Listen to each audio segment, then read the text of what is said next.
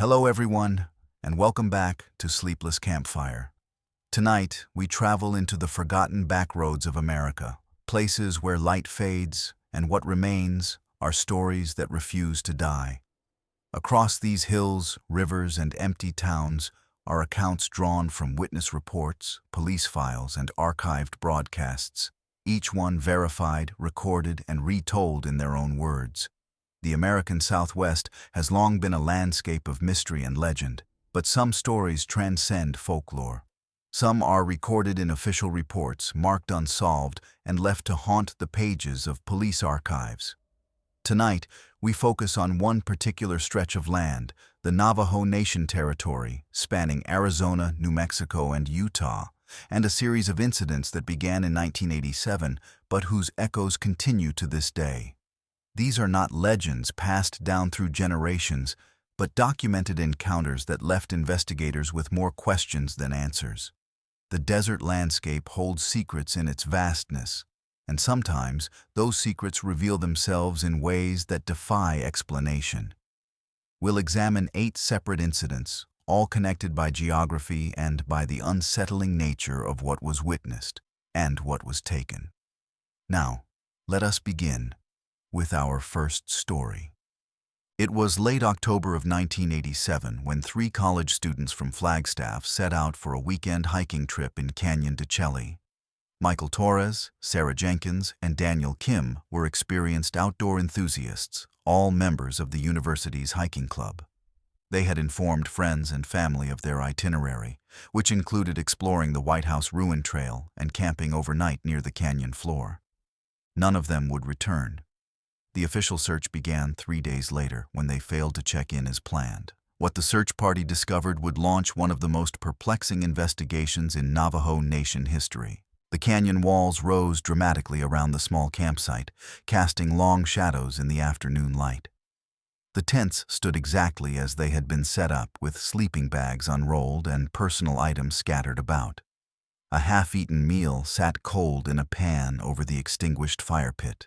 What was missing were the 3 hikers, their backpacks, and 2 of their 3 cameras. The remaining camera contained 23 photographs, the last of which showed the campsite at dusk with a strange tall silhouette standing between 2 tents, barely visible against the deepening shadows of the canyon wall. Local Navajo searchers spoke quietly among themselves about the figure in the photograph. One elder, Thomas Begay, who assisted in the search, would later tell investigators, "That shape is not natural, not man, not animal. Something else walks these canyons when the sun goes down." The official report, filed by Ranger Samuel Wilson with the Navajo Nation Parks Department, noted unusual footprints near the campsite, elongated impressions in the soft earth that did not match any known animal or human shoe print. The spacing between prints measured approximately 7 feet, suggesting an impossibly long stride. The search continued for 11 days, expanding to cover nearly 50 square miles of rugged canyon terrain. Helicopters flew overhead, while ground teams combed every accessible area. The only additional evidence found was a single hiking boot belonging to Sarah Jenkins, discovered 20 miles from the campsite near the canyon rim. It was filled with small, smooth stones of a type not native to the area. No other signs of the 3 students were ever discovered.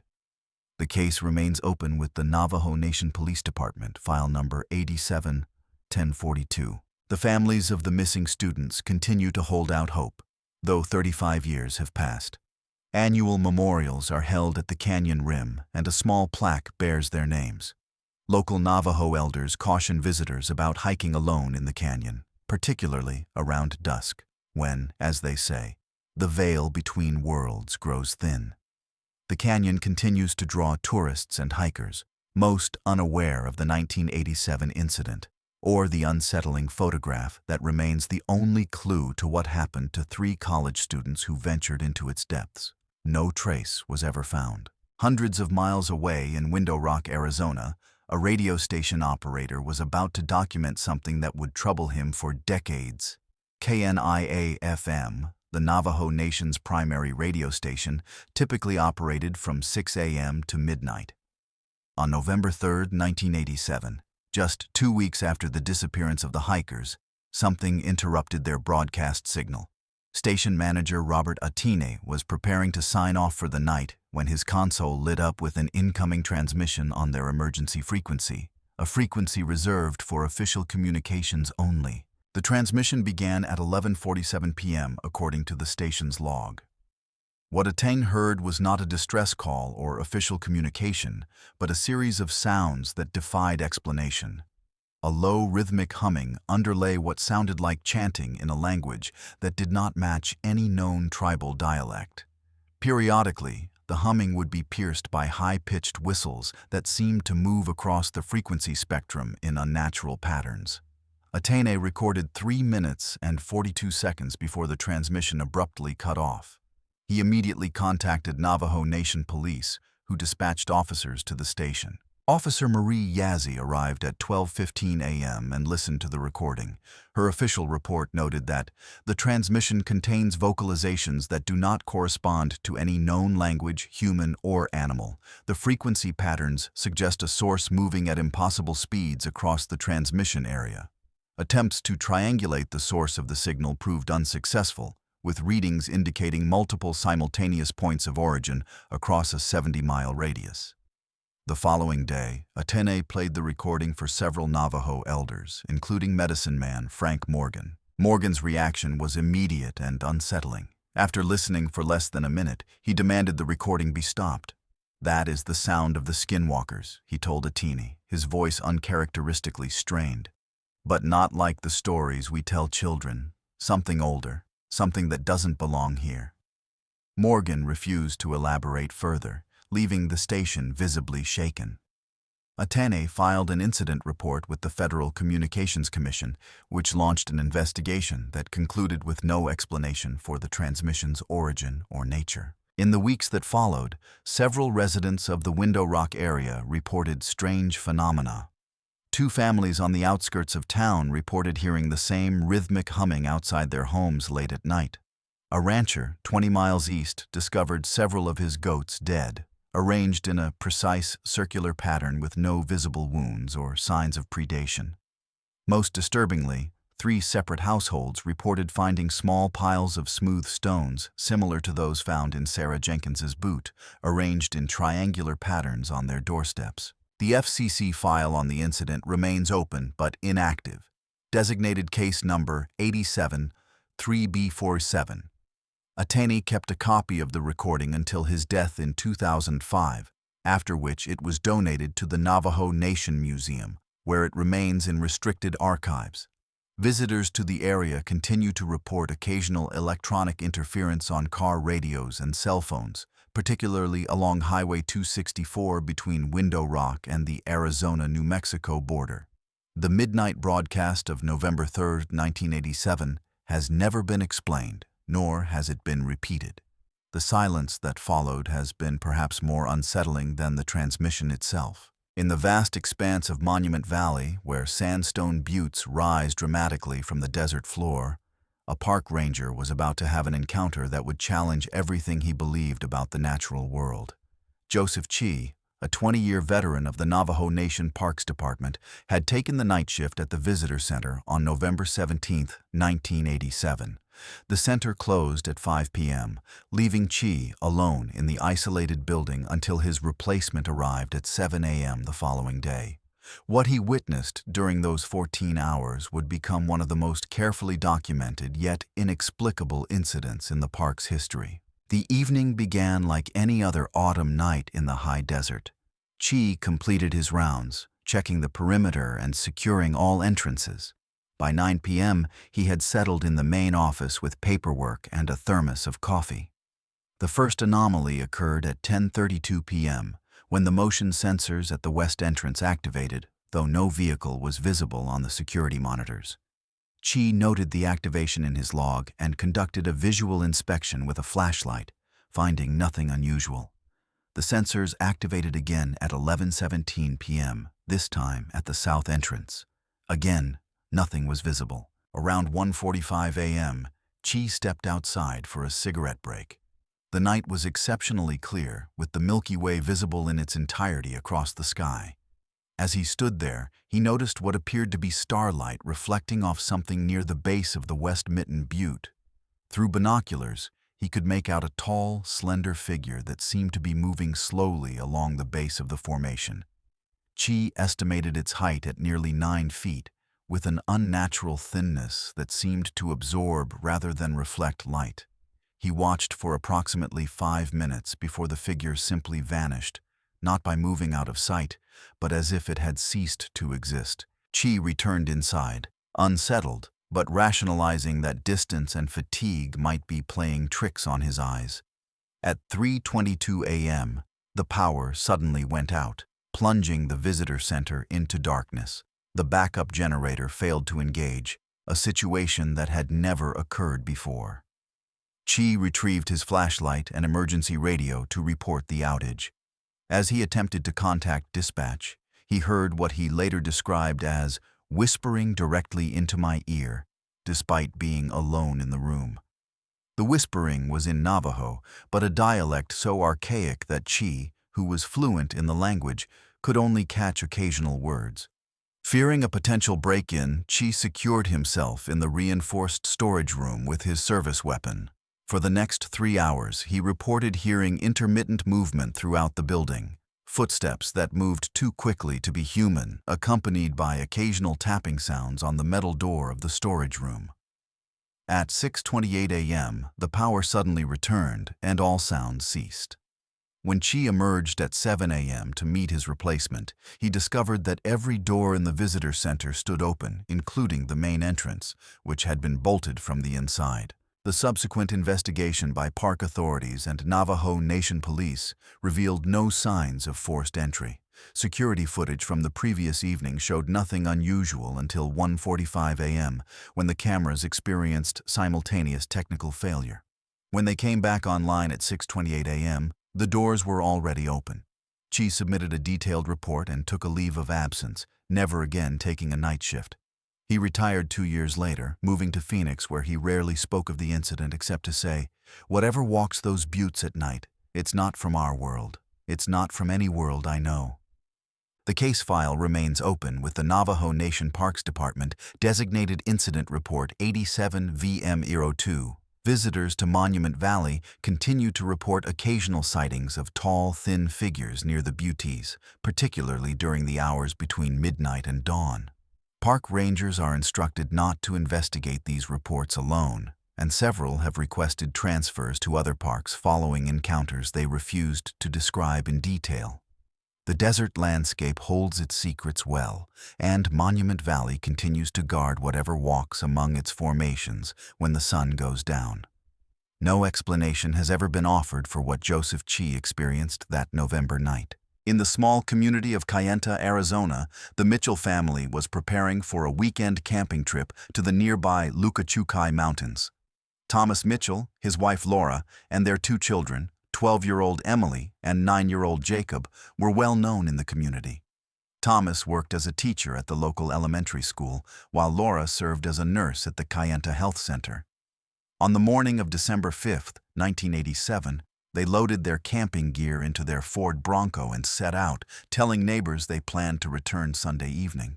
They never came back. The search began Monday morning when Thomas failed to report for work and the children didn't show up for school. Initial efforts focused on the Lukachukai Mountains, where the family was believed to be camping. Search teams discovered their campsite near Canyon Creek on Tuesday afternoon. The scene was eerily familiar to those who had participated in the search for the missing hikers 2 months earlier. The tents stood undisturbed, personal items lay scattered about, and a half-prepared meal sat untouched on a portable stove. The family's Bronco was parked nearby, unlocked, and with the keys in the ignition. What was missing were the Mitchells themselves, their cell phones, wallets, and Laura's medical bag. Among the personal items left behind was Laura's journal, which provided investigators with a chilling account of their final days. The last entry, dated December 6th, read, "Something is watching us from the ridgeline. Thomas saw it first. A tall figure that doesn't move like a person. The children are frightened, and I am too. It seems to know we're here. It hasn't come closer, but it's always there, just at the edge of the trees. Thomas wants to leave in the morning, but I'm not sure we should wait that long." The entry ended abruptly, as if Laura had been interrupted while writing. Search teams expanded their efforts, covering nearly 200 square miles of rugged terrain. On the 5th day of the search, a team discovered Jacob's backpack hanging from a tree branch approximately 3 miles from the campsite. Inside was a collection of smooth stones arranged in a specific pattern and a single page torn from a coloring book on which the word "run" was written in crayon. No other signs of the family were found during the extensive search, which continued for 3 weeks before being scaled back to a limited investigation. The investigation took a disturbing turn when a Navajo elder participating in the search, John Holliday, identified symbols carved into several trees near where the backpack was found. "These are warnings," he explained to investigators. "Old warnings. They tell of something that comes with the cold weather, something that takes people. My grandfather told me stories about these symbols, but I never thought I'd see them myself." Holliday refused to elaborate further, stating only that some things are better left unspoken, especially if speaking might draw their attention. The case of the missing Mitchell family remains the most troubling unsolved disappearance in Navajo Nation history. The FBI was brought in to assist, but found no evidence of foul play, abduction, or accident. No ransom demands were ever made, and the family's bank accounts remained untouched. In the years since their disappearance, several other families in the region have reported seeing tall, thin figures near their homes at dusk, though none have experienced anything as terrifying as whatever befell the Mitchells. The Navajo Nation Police Department keeps the case file active, designated 87-1205. Each year on the anniversary of their disappearance, a memorial service is held at the elementary school where Thomas taught. The campsite in the Lukachukai Mountains has never been used again, marked now only by a small plaque bearing the family's names. The journal entry, preserved as evidence, serves as a haunting reminder of whatever watched from the ridgeline that December weekend. No trace of the Mitchell family has ever been found. While the search for the Mitchell family continued, a Navajo Nation police officer was about to have an encounter that would challenge his understanding of reality. Officer Albert Begay had been with the force for 7 years and was known for his no-nonsense approach to law enforcement. On the night of December 15, 1987, Begay was patrolling Highway 191 north of Chinle when he received a call about a possible break-in at a remote trading post. What he discovered upon arrival would become one of the most bizarre police reports in the department's history. The trading post, owned by the Yazzie family, had been closed for 3 days while the owners attended a wedding in Phoenix. When neighbors reported seeing lights inside the building late at night, Begay was dispatched to investigate. He arrived at 11:42 p.m. and immediately noticed that the front door stood slightly ajar. Drawing his weapon, Begay entered the building and found the interior in disarray. Shelves had been cleared of merchandise, which now lay scattered across the floor. What was most unusual was the arrangement. Items were grouped by color in precise patterns that seemed almost ceremonial. As Begay moved through the building, he heard a sound from the storage room at the back. The sound was rhythmic, like stones being tapped together in a deliberate pattern. When he opened the storage room door, he found a scene that would haunt him for the rest of his life. A tall, thin figure stood with its back to him, arranging various items from the store on the floor in a complex pattern. The figure appeared to be nearly 8 feet tall, with limbs that seemed too long for its torso. It wore what appeared to be traditional Navajo clothing, but the patterns and colors were unlike anything Begay had ever seen. When Begay announced his presence, the figure turned slowly. What he saw was not a face, but something that appeared to be a smooth, featureless surface that reflected the room in a distorted manner. The figure raised one long arm, pointing directly at Begay, and then simply vanished, not by running or moving away, but by disappearing as if it had never been there. Begay stood frozen for several moments before backing out of the room and calling for backup. When other officers arrived approximately 20 minutes later, they found Begay sitting in his patrol car, visibly shaken. The storage room was empty, though the items on the floor remained arranged in the same pattern Begay had witnessed. The official report, filed the next day, described the incident in careful detail, though Begay's supervisors initially questioned his account. That changed when they examined the security footage from the trading post's camera system, which showed a tall, distorted figure moving through the store, though the image quality was poor and the figure's features were indistinguishable. Begay was placed on administrative leave and underwent psychological evaluation, which found him to be stable and credible. He returned to duty 3 weeks later, but requested a transfer to a different district. In a private interview years after his retirement, Begay stated, "I know what I saw that night, and I know it wasn't human. The way it moved, the way it just disappeared, that's not possible. But I saw it. The old stories my grandfather used to tell about the skinwalkers and other things that walk the night at times. I never believed them until that night. Now I know there are things in this world that we're not meant to understand." The trading post never fully recovered from the incident. The Yazzie family sold it the following year, and it has changed hands several times since. Each owner has reported unusual occurrences: items moving on their own, strange sounds at night, and occasional sightings of a tall figure on the property. The most recent owners installed a state-of-the-art security system, which continues to record unexplained anomalies to this day. The police report remains in the Navajo Nation Police Archives, designated Case File 87 TP-191, a testament to one officer's impossible encounter. No explanation has ever been offered for what Officer Begay witnessed that December night. Dr. Eleanor Reed had been leading archaeological expeditions in the Southwest for 15 years, but nothing in her experience prepared her for what she would encounter in the Chusca Mountains in January 1988. Reed, a distinguished professor at the University of New Mexico, had built her career on challenging conventional timelines of human settlement in North America. Her 1979 discovery of pottery fragments near Mesa Verde that predated established ancestral Puebloan chronologies by nearly a millennium had initially been met with skepticism, but eventually gained acceptance after rigorous peer review. By 1988, she was considered one of the foremost experts on early cultures of the American Southwest, with numerous publications and a reputation for meticulous fieldwork.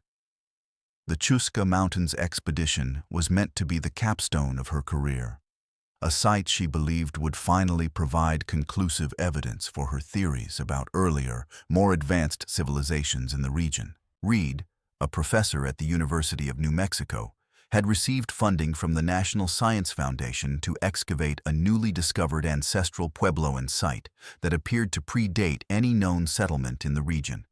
The site had been identified by aerial photography during a routine geological survey, which revealed unusual soil discolorations and geometric patterns not visible from ground level.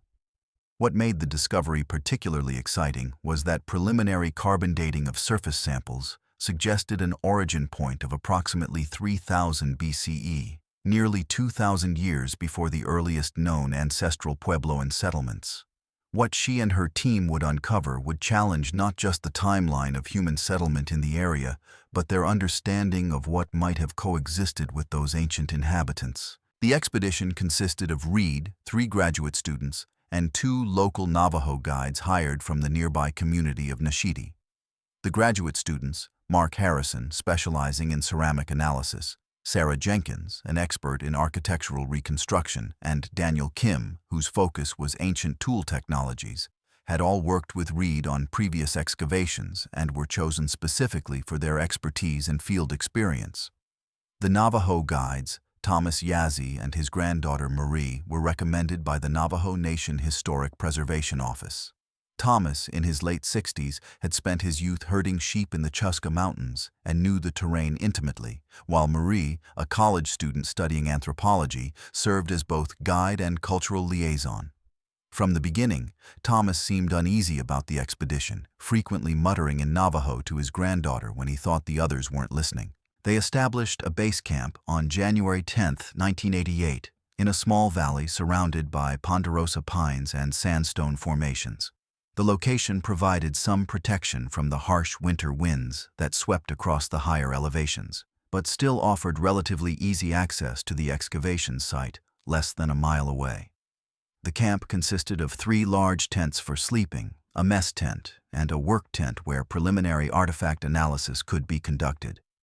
That evening, as they sat around a propane heater in the mess tent, Thomas shared some of the local history of the area, speaking through Marie as translator.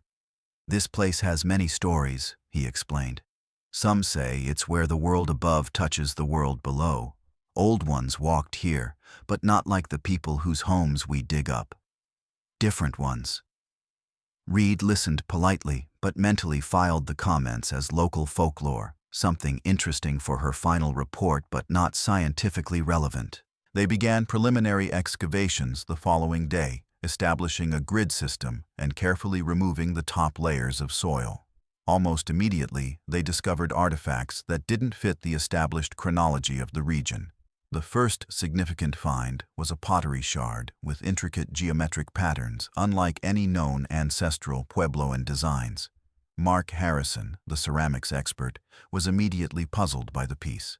"The clay composition is consistent with local materials," he noted, "but the firing technique appears more advanced than what we'd expect from this period. And these symbols, I've never seen anything like them."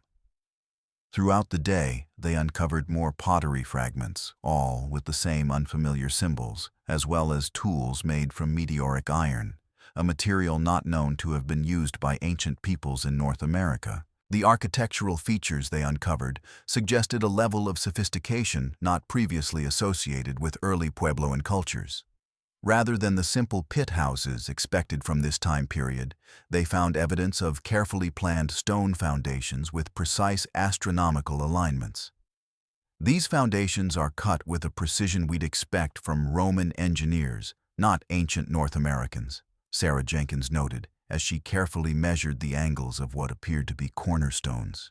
"The orientation suggests they were tracking celestial bodies with an accuracy that shouldn't have been possible without sophisticated instruments."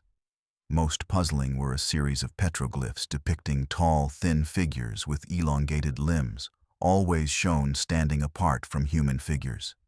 The carvings were remarkably well preserved, suggesting they had been protected from the elements for centuries, possibly intentionally. The first unusual incident occurred on the third night of the excavation.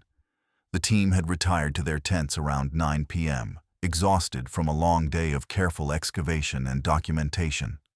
One of the graduate students, Mark Harrison, woke to find all the tents standing open, despite having been securely zipped closed. The temperature had dropped significantly during the night, and the cold air had filled each tent, waking everyone. "At first, I thought the wind must have somehow blown open the zippers," Mark later wrote in his field notes.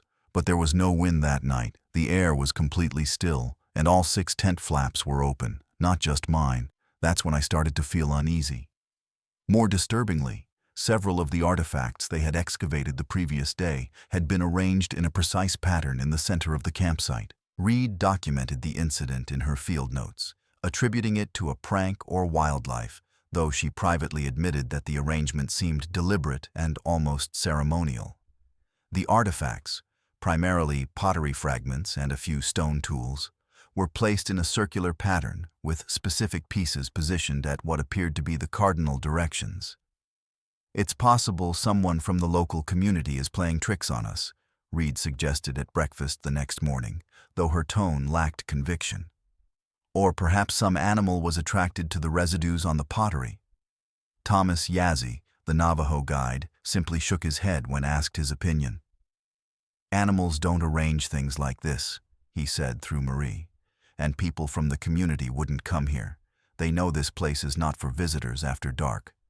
Despite the unsettling nature of the incident, the team continued their work, though with a heightened sense of awareness. 2 nights later, the team was awakened by a strange whistling sound that seemed to move around the perimeter of their camp. The sound was unlike anything any of them had heard. Not quite human, not quite animal, with a tonal quality that seemed to defy natural acoustics. "It was like a flute being played by someone who didn't need to breathe," Sarah Jenkins later described. "The notes were sustained longer than should be possible, and they moved around us in a pattern that seemed deliberate." When Reed stepped out of her tent with a flashlight, she caught sight of a tall figure moving away from the camp toward the excavation site. She described it as impossibly tall and thin, moving with an unnatural fluidity that defied normal biomechanics. The limbs seemed too long, the proportions wrong, and it moved with a silent grace that was somehow more terrifying than any noise could have been. The figure disappeared into the darkness before she could get a clear look, but the encounter left the entire team shaken. The following day, while excavating a deeper layer of the site, the team uncovered a chamber that appeared to have been intentionally sealed. The entrance was covered with carefully fitted stone blocks that matched the surrounding rocks so perfectly that they would have remained undetected without ground-penetrating radar. It took nearly 6 hours of careful work to remove the blocking stones without damaging whatever lay behind them. Inside, they found a series of wall panels depicting what appeared to be a historical record of some kind. The panels, carved into the stone walls and filled with mineral pigments that had retained their color despite the passage of millennia, showed a narrative sequence that defied conventional understanding of ancient cultures in the region. The panels showed the arrival of tall, thin figures that interacted with the ancient inhabitants. Some panels depicted what appeared to be peaceful exchanges, with the tall figures offering objects to human figures who appeared to be reverencing them. Other panels showed conflict and abduction, with humans being taken away by the tall figures against their will. The artistic style was sophisticated, with perspective and anatomical detail that shouldn't have been possible for the time period. What was most disturbing was the consistency in how the tall figures were depicted. Always taller than humans by at least a head, always unnaturally thin, always with elongated limbs. The final panel showed the ancient inhabitants sealing the chamber, with the tall figures standing outside as if waiting.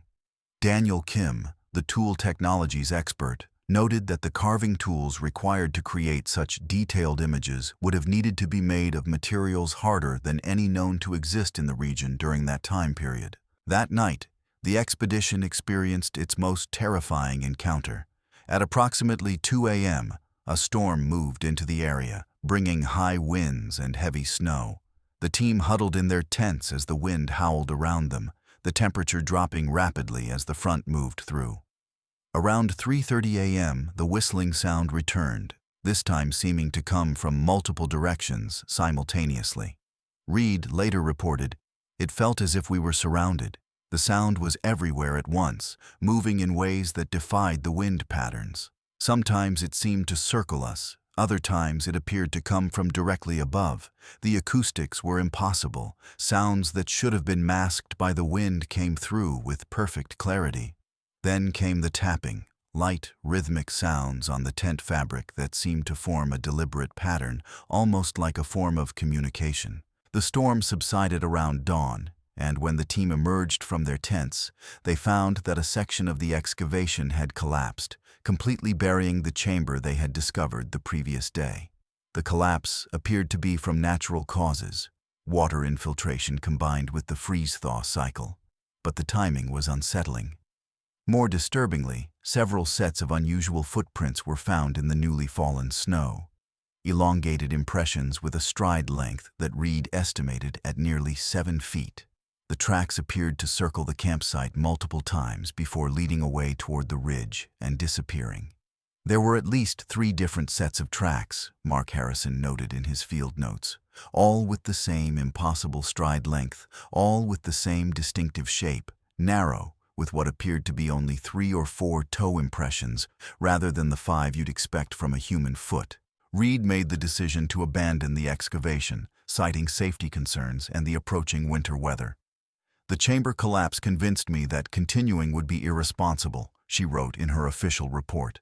"With the road likely to become impassable within days and the structural integrity of the site compromised, I determined that the wisest course of action was to document what we could and retreat before we became stranded." Before leaving, she had her team photograph and document everything they could, working frantically to create a comprehensive record of what they had discovered. The team packed up their equipment and departed on January 18th, leaving the site as they had found it, with the exception of the carefully backfilled excavation units. Thomas Yazzie seemed relieved to be leaving, frequently glancing back at the ridgeline as they drove away. Reed submitted a detailed report to the university and to the Navajo Nation Historic Preservation Department, though she omitted some of the more inexplicable details, fearing they would undermine her credibility. I focused on what could be scientifically verified: the artifacts, the architectural features, the carbon dating results, she later explained in a private journal. I couldn't include the encounters with the tall figures or the strange nighttime incidents without risking my professional reputation. Even I struggled to accept what we had experienced, and I was there. The official report made no mention of the footprints, the whistling sounds, or the arranged artifacts. Only the chamber collapse, which was attributed to natural causes. The artifacts recovered from the site were taken to the University of New Mexico for analysis, where several researchers noted their unusual characteristics. The symbols on the pottery didn't match any known language, ancient or modern, despite being compared with databases of writing systems from around the world. The metallurgical analysis of the iron tools revealed properties that couldn't be explained by known forging techniques, with molecular structures suggesting temperatures and processes that shouldn't have been possible with ancient technology. Most puzzling were the petroglyphs depicting the tall figures, which bore an unsettling resemblance to figures described in recent sightings throughout the Navajo Nation, a connection Reed made only after learning about other incidents in the region. Reed never returned to the Chuska Mountains, though she continued to study the artifacts and photographs from the expedition until her retirement in 2005. In a series of private journals released after her death, she wrote, "I know what we found there challenges everything we believe about the ancient history of this continent.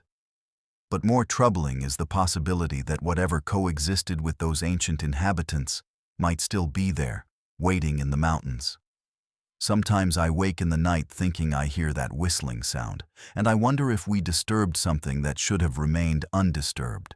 The site has never been re-excavated and is now considered sacred by the local Navajo communities, who warn visitors away with signs that read simply, "Some places are not meant to be disturbed." The legacy of the Chuska Mountains expedition continues to influence archaeological research in the Southwest, though few in the academic community know the full story. The artifacts remain in a restricted collection at the University of New Mexico, available only to researchers with special clearance. The official report has been cited in numerous papers, though always with questions about the unusual artifacts and their implications for North American prehistory. In 2010, a team using satellite imaging detected what appeared to be additional structures in the area surrounding Reed's original site, but the Navajo Nation has denied all requests for further investigation, citing the sacred nature of the land. Whatever ancient secrets the Chuska Mountains hold, they remain protected by both natural barriers and cultural prohibitions, perhaps for the best, as those who spent that winter in 1988 investigating the site would surely agree. Highway 264 stretches across the Navajo Nation, connecting communities across the vast desert landscape like a ribbon of asphalt laid across an ancient canvas. This particular stretch of road, running between Ganado and Window Rock, has long been known among locals as a place where the veil between worlds grows thin, where travelers occasionally report strange phenomena that defy conventional explanation. The highway cuts through a landscape of red rock formations, sagebrush plains, and distant mesas that seem to change shape with the shifting light of day. On February 22, 1988, this stretch of road would become the site of one of the most baffling encounters in the region's history, an incident that would be documented in meticulous detail, yet remain unexplained to this day. The winter of 1987-1988 had already seen numerous unusual sightings throughout the Navajo Nation, but what occurred on that February evening would provide the most comprehensive eyewitness account of the phenomenon that had been troubling the region. Robert and Linda Martinez, both retired teachers from Fresno, California, had embarked on what they described as their dream retirement trip, a 3-month journey across the American Southwest in their newly purchased Winnebago RV. The couple, both in their early 60s, had spent their careers teaching history and literature, respectively, and had long been fascinated by Native American cultures and the unique landscapes of the Southwest. Their trip had taken them through Monument Valley, Canyon de Chelly, and numerous other historic sites, with Robert keeping a detailed journal and Linda documenting their journey with her 35mm camera. On February 22nd, they had spent the day exploring the backroads of northern Arizona, following a scenic route recommended by a park ranger at the Hubble Trading Post National Historic Site. As dusk began to settle over the landscape, they were making their way east toward Window Rock, where they had reservations at a local hotel for the next 3 nights. The couple had spent the day exploring the scenic byways of northern Arizona and were heading back to their hotel in Window Rock as dusk settled over the landscape. The weather was unseasonably mild, with temperatures in the mid-50s and a clear sky that promised a spectacular sunset. Traffic was light on the 2-lane highway, with only an occasional pickup truck passing them in the opposite direction. Linda had been navigating while Robert drove, consulting the detailed maps they had purchased at a visitor center in Ganado. The landscape around them was bathed in the golden light of late afternoon, casting long shadows across the desert floor. As they drove through a particularly isolated stretch approximately 15 miles west of the community of Ganado, Linda noticed a figure standing beside the road ahead. At first, she assumed it was a rancher or hitchhiker, but something about the figure's stillness struck her as unusual. As they drew closer, they could see that the figure was unusually tall and thin, standing perfectly still beside a fence post that marked the boundary of what appeared to be grazing land. It was like nothing I'd ever seen before, Linda would later tell investigators. Too tall to be a person, and too still. It was just waiting. Robert, who had been driving at approximately 55 miles per hour, slowed their RV as they approached, concerned that someone might need assistance. As they drew within 100 yards, both could see that the figure's proportions were wrong. Its limbs seemed elongated, its height well above that of any human they had ever seen. The figure stood motionless, facing away from them, appearing to gaze across the desert toward the distant ridgeline. Robert pulled over approximately 50 yards past the figure, intending to offer help, though a sense of unease had begun to settle over both of them. Robert pulled over approximately 50 yards past the figure, intending to offer help. As he got out of the RV and walked back toward the figure, he noticed several unsettling details. The figure appeared to be dressed in some kind of dark, flowing garment, though the fabric seemed to shift and change in the fading light, almost as if it were not made of conventional material. The desert around them had grown quiet, with no sound of wind or birds, only the distant hum of the RV's engine. Robert would later describe the air as feeling heavy, like before a storm, though there wasn't a cloud in the sky. As he approached within 30 yards, he called out, asking if the person needed assistance, but received no response. The figure remained perfectly still, its back to him, its height becoming even more apparent as he drew closer. Robert estimated it to be at least 8 feet tall, perhaps taller. When Robert was approximately 20 feet away, the figure turned its head toward him. What he saw would haunt him for the rest of his life. It didn't have a face, he stated in his official statement to Navajo Nation police. Just a smooth surface that reflected the sunset in a way that seemed wrong, like a funhouse mirror. The reflection was distorted, showing the sky and the desert behind me, but not me. It was as if I wasn't there. The figure's head turned with an unnatural smoothness, no apparent joints or muscular movement, and its neck seemed longer than a human's. Robert froze, his heart pounding, as the figure raised one arm, pointing with a long, slender finger toward the distant ridgeline. Robert followed the gesture and saw several similar figures standing on the ridge, all impossibly tall and thin against the darkening sky, their dark forms silhouetted against the last vestiges of sunlight. Frightened, Robert backed away slowly, not turning his back on the figure until he had retreated to the RV. Linda, who had been watching from the passenger window, described the scene. Robert was walking backward, his face pale with shock. The figure never moved, just kept pointing toward the ridge. When Robert got back in the RV, I looked and saw them, at least 5 of those tall figures on the ridge, all standing perfectly still, all watching us. As they drove away, they could see the figures in their rearview mirror, all now standing in a line along the ridgeline, watching them depart. The experience lasted less than 5 minutes, but left both deeply shaken. Robert's hands trembled as he gripped the steering wheel, and Linda found herself unable to speak, merely staring at the receding figures in the side mirror. They continued to Window Rock, where they reported the incident to Navajo Nation police.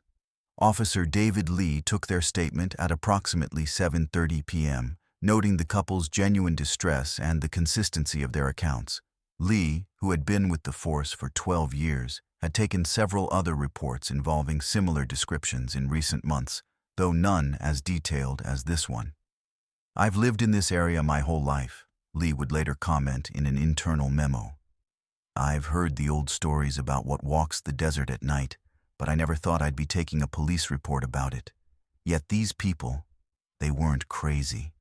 They were educated, sensible people who had seen something they couldn't explain."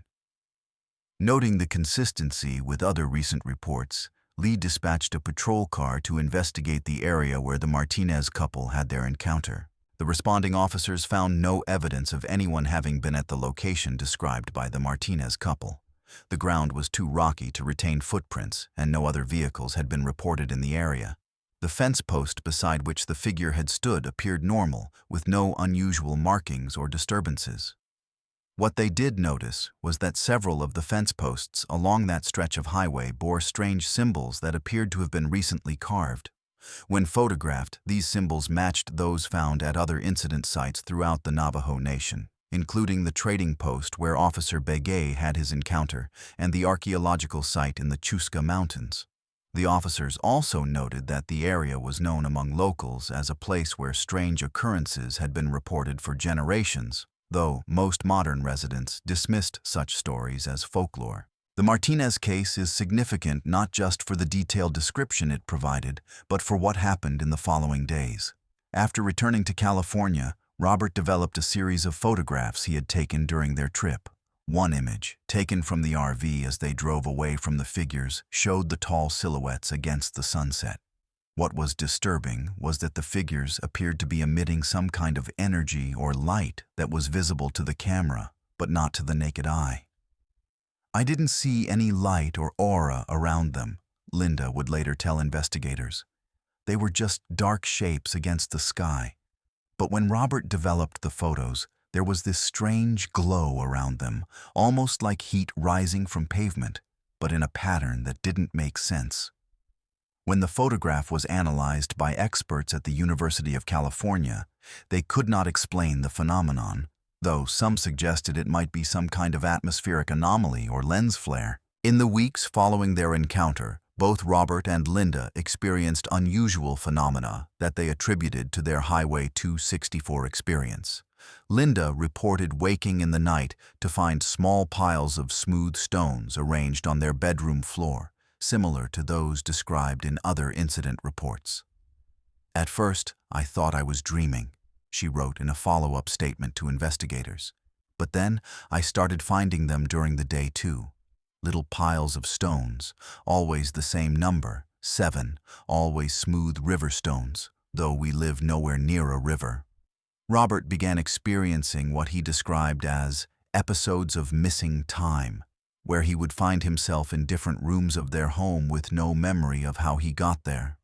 These experiences continued for several months before gradually subsiding, though both remained convinced that their encounter on Highway 264 had somehow changed them. The police report on the incident remains in the Navajo Nation Police Archives, designated Case File 88-264-0222. The photograph taken by Robert Martinez has been examined by numerous experts over the years, with no consensus ever reached on what it depicts. Photographic analysts have ruled out equipment malfunction or deliberate manipulation, while physicists have been unable to explain the nature of the energy field that appears to surround the figures. The case has been referenced in several paranormal research papers and was featured in a 1995 documentary about unexplained phenomena in the American Southwest.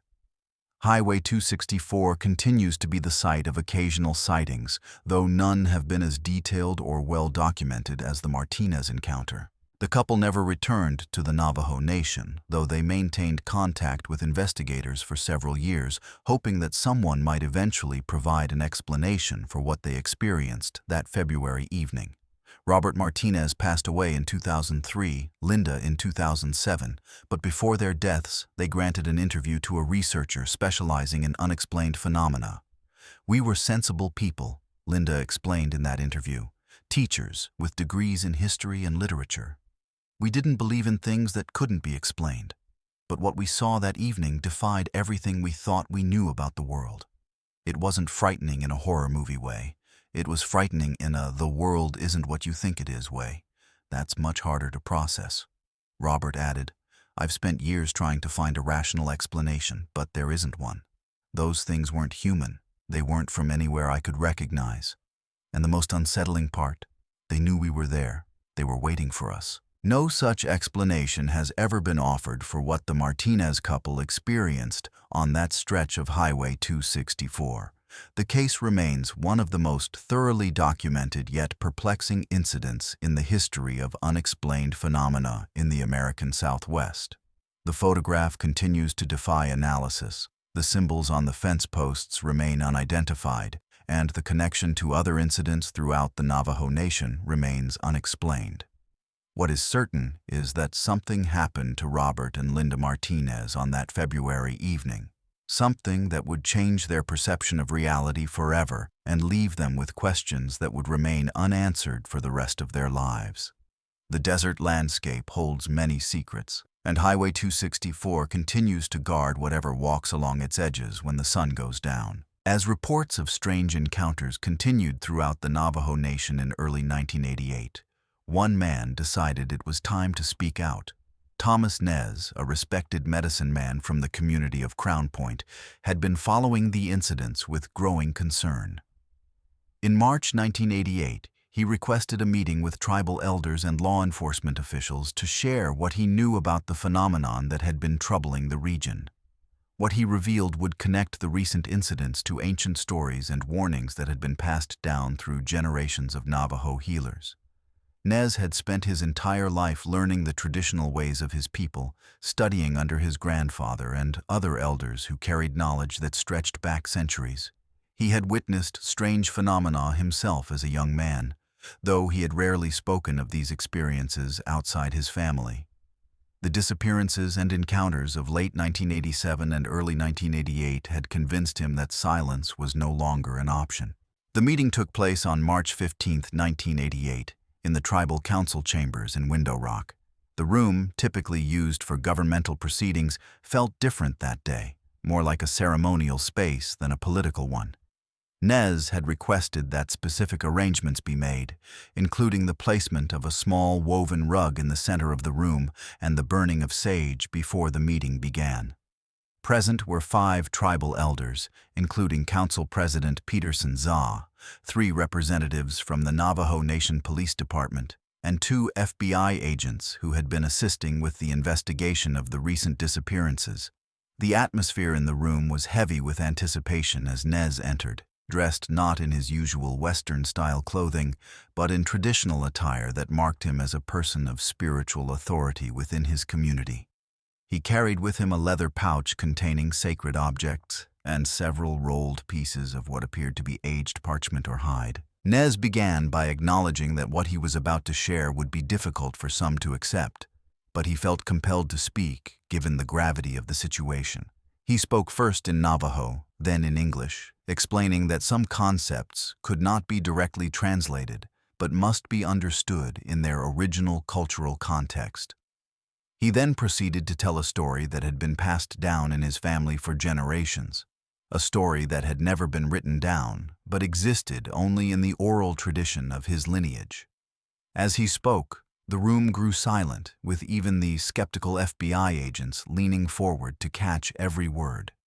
Nez's voice carried the weight of generations, and his manner suggested that he was not merely sharing folklore but revealing truths that had been carefully guarded for centuries. According to Nez, the tall, thin figures that had been sighted throughout the region were known in his family's oral tradition as the Watchers, or the Tall Ones. They were not skinwalkers or other shapeshifters commonly spoken of in Navajo folklore, but something else entirely. Beings that existed between worlds and could cross over during specific astronomical alignments. Nez explained that these beings had been encountered by his ancestors at various points throughout history, always during periods of celestial significance, and always associated with disappearances and strange phenomena. He described how his great-grandfather had documented such encounters in the late 19th century, carving symbols into canyon walls that marked the locations where these beings had appeared. These symbols, Nez revealed, matched those found at several of the recent incident sites, suggesting a continuity of encounters spanning more than a century. These beings do not belong to our world or to the spirit world as we understand it, Nez explained through a translator, though his English was clear and precise. They come from somewhere else, drawn here when the veil between worlds grows thin. They are observers by nature, but sometimes they take what they observe. They are drawn to certain places, places where the earth is thin, where our world touches others. The places where the recent incidents have occurred, Canyon de Chelly, Monument Valley, the Chuska Mountains, these are all such places. Nez went on to explain that these locations had long been considered sacred or dangerous by his people, not because of any evil associated with them, but because they were thresholds, places where the boundaries between different realities were more permeable than elsewhere. He described how his ancestors had learned to recognize these places and to approach them with caution, especially during certain times of the year when celestial alignments created conditions favorable for crossover events. Nez went on to explain that his grandfather had encountered similar beings during his youth in the 1920s and had passed down specific warnings about how to respond to such encounters. "You must not engage with them," Nez emphasized, his voice growing more intense. "You must not draw their attention or show fear. Most importantly, you must not accept anything they offer, or leave anything of yours behind, for they can use these things to find you." He recounted a story his grandfather had told him about a hunter who had encountered one of the tall ones near Canyon de Chelly in 1923. The hunter, against the warnings of his elders, had approached the being and offered a piece of his hunting gear as a sign of peace. Within a week, the hunter had vanished, leaving behind only tracks that led to the canyon wall, and then disappeared. When asked why the beings were appearing now after so many years, Nez pointed to celestial alignments that occurred in late 1987 and would continue through early 1988, creating what he described as a thinning of the veil between worlds. The officials present at the meeting listened respectfully, though some clearly struggled with what they were hearing. FBI agent Michael Richardson, who had been skeptical of supernatural explanations for the incidents, asked Nez if he had any practical advice for law enforcement dealing with these phenomena. Richardson had previously attributed the disappearances to more conventional explanations, such as wild animal attacks or criminal activity, but the lack of evidence supporting these theories had left him frustrated. Nez thought for a moment before responding. "Protect the communities," he said, "but do not confront these beings directly. They are not evil in the way we understand evil, but they are not human either. They operate by rules we do not understand. The best protection is knowledge of the old ways, certain ceremonies and symbols that can create barriers they will not cross." Nez then explained that these protective measures were not about repelling evil, but about creating boundaries that the beings would recognize and respect, much as humans respect property lines or territorial markers. Following the meeting, Nez provided the officials with drawings of several protective symbols that he claimed could deter the beings. These symbols matched those found at various incident sites throughout the Navajo Nation, suggesting that others had knowledge of these protective measures.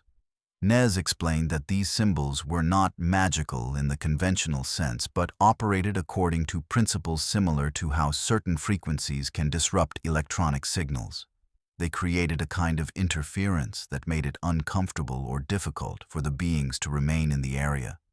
He also identified specific dates when the celestial alignments would be strongest, warning that the phenomena might increase during these times. The final such date, he noted, would be the spring equinox on March 20, 1988, after which the alignments would begin to weaken and the incidents would likely subside naturally. In the days following the meeting, several communities implemented Nez's recommendations, placing the protective symbols around schools, medical facilities, and other public buildings. The implementation varied from community to community. Some painted the symbols on walls, others carved them into wooden posts that were then placed at strategic locations, and still others wove the symbols into tapestries that were hung in community centers.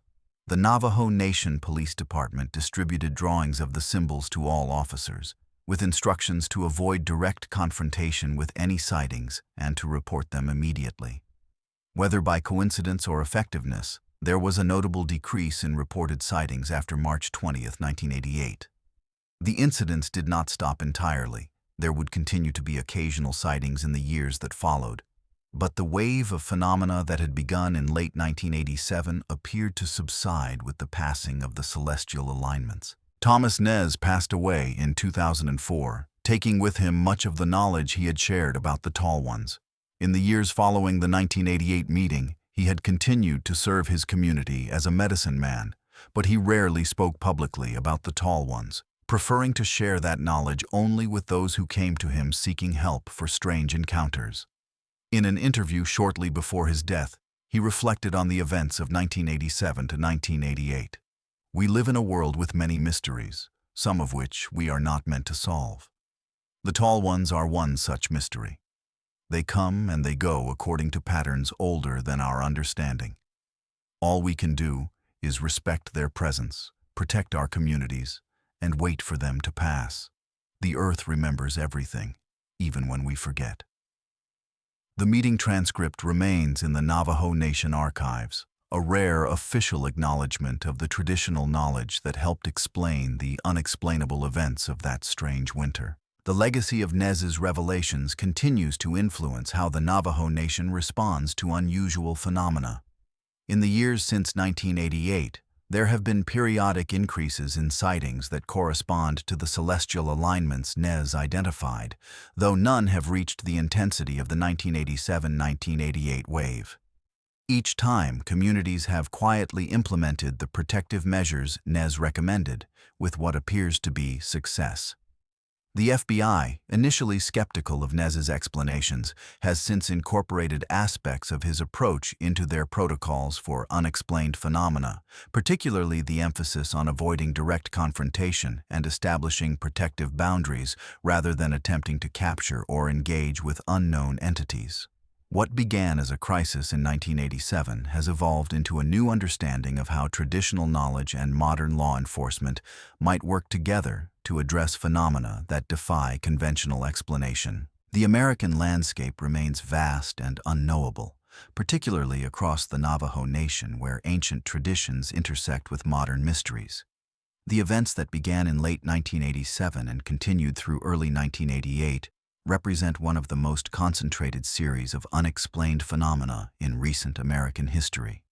8 separate incidents spanning multiple communities and involving dozens of witnesses, all connected by descriptions of tall, thin figures and the unsettling phenomena that accompanied their appearances. What makes these accounts particularly compelling is not just their number, but their consistency. Details that emerged independently across different locations and from witnesses who had no prior knowledge of one another's experiences. The official investigations into these incidents have yielded few concrete answers.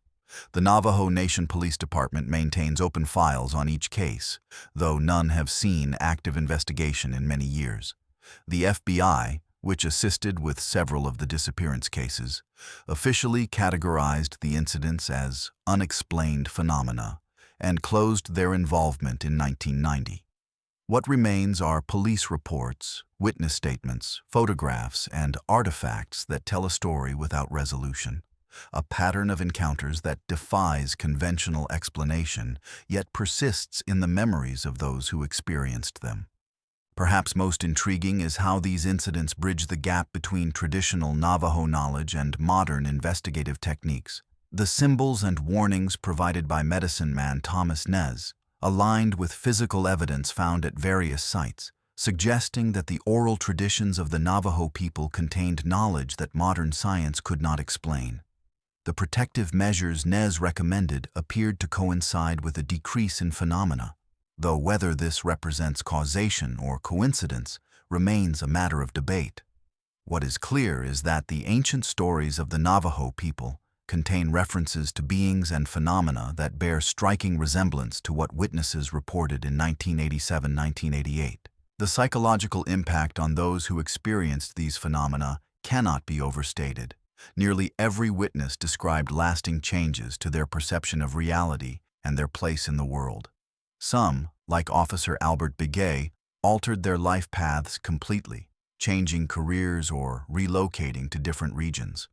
Others, like the Martinez couple, continued to experience unexplained phenomena long after their initial encounters.